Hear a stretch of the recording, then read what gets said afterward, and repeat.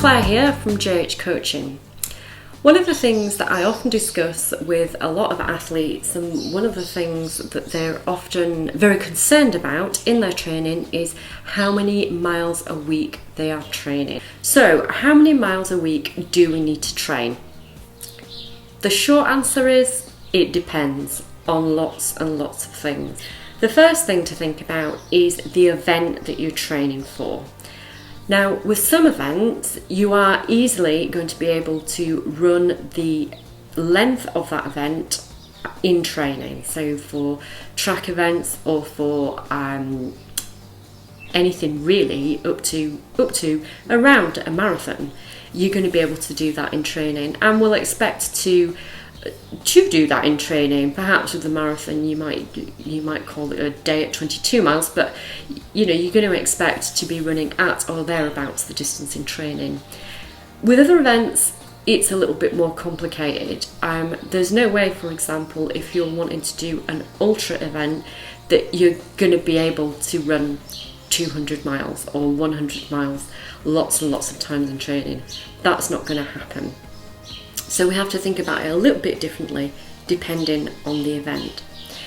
The other thing to think about is about how well you want to do this event. What is your goal in this event? Do you just want to complete it? In which case you might need to do less training than if you've got a specific goal in mind, like a time that you want to do, or maybe you want a podium if you're at that level of training and athleticism. So it's about thinking about all these things when you're planning your weekly mileage. In addition to this, once you've decided what event you're doing, you also need to then think about whereabouts are you in your training plan. A good way to do this is to have an annual training plan. An annual training plan is usually split into different blocks of periodisation. And the amount of miles that you do will depend whereabouts you are, which block you are in.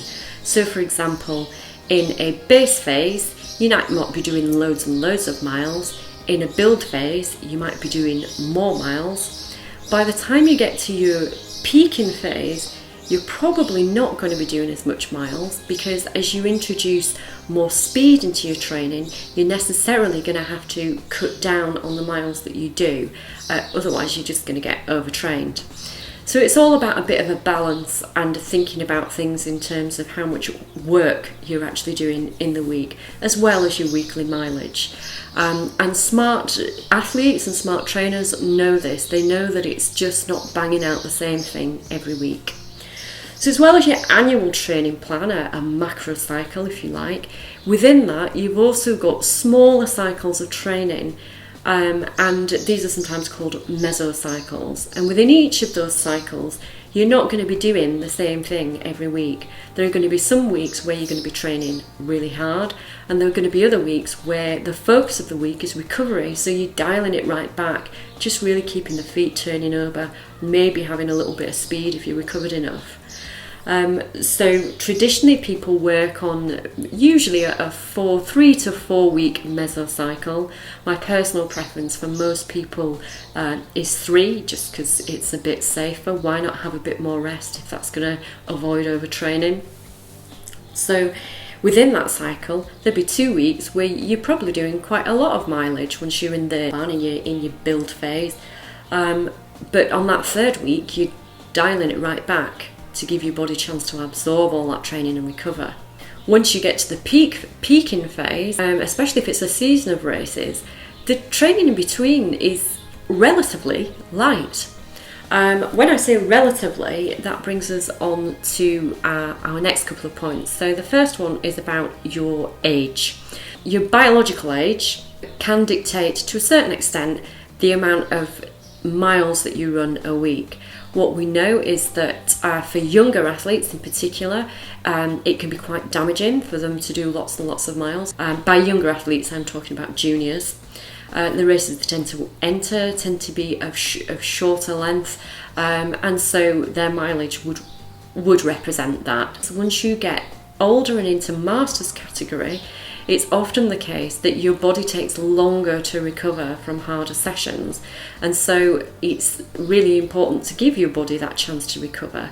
And there's less need really for lots and lots and lots of what some people call junk miles. They're not really junk miles, but slower running miles. You don't need those as much, and the focus tends to be on 1 or 2 good sessions in the week and a couple of other sessions that might be more at an endurance pace. And certainly that's my experience from working with people, is they'll say, I just need more time to recover now. I can't bang out the miles like I did in my 20s.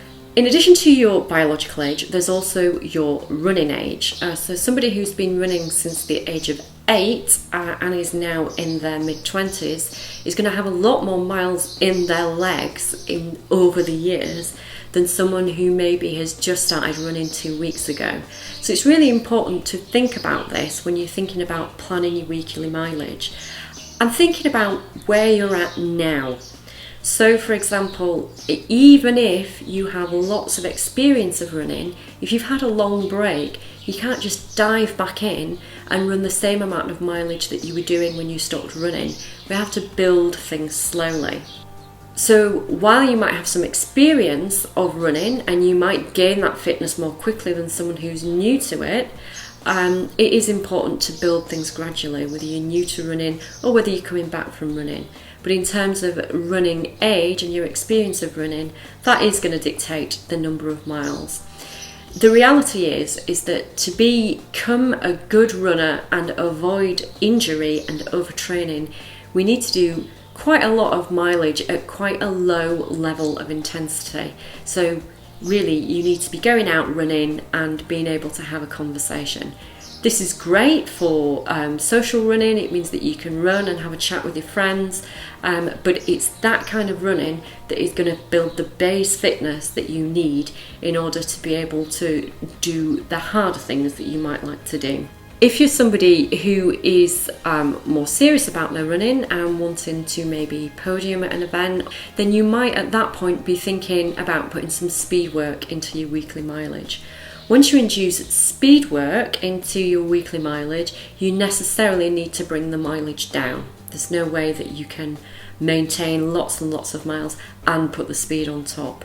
It takes its toll on our body. We need time to recover from it. So we can risk injury by overdoing it and not taking enough recovery. As a general rule, if you're thinking about building up your mileage, a good rule of thumb is 10% per week. So if you have that kind of idea in your head when you're planning your training, then you can think, right, how many miles is there in this week? How many miles is there in that week? This is 10% more than I can do. This is another 10% more. By the time you get to your 3rd week, you might think, might need a break this week, so I'll dial it back down again and then build up again in the next couple of weeks. One of the things that I personally prefer to do, especially when I'm training out on the hills and the trails, is to train by hours, not miles. The simple reason for this is that the terrain is really variable, and you could spend 2 hours running 6 miles, or you could spend 2 hours running 12 miles. Time is a really good way of quantifying the amount of time that you're going to be out, and ultimately that's the amount of time that your heart is under stress, and your heart doesn't know whether you're running 12 miles or 6. All it knows is that it's working for 2 hours. So from a point of view of fitness with your heart, that works well. What we also know is that the amount of time that we take to run a set distance in training is completely different, all else being equal, to the amount of time it takes us to race it. And ultimately, we're running different speeds for different lengths of time.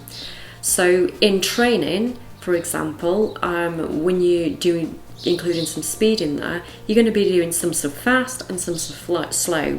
On race day, all that is coming together, and you're going to be running at a given pace for a planned amount of time. and hopefully finish your race in that time if you've had a good and careful think about what you think you're capable of or your coach has. Training to time is a really useful way to think about training, and it also takes away that stress if you can stop looking at your watch and obsessing of, oh, I only did 4 miles today.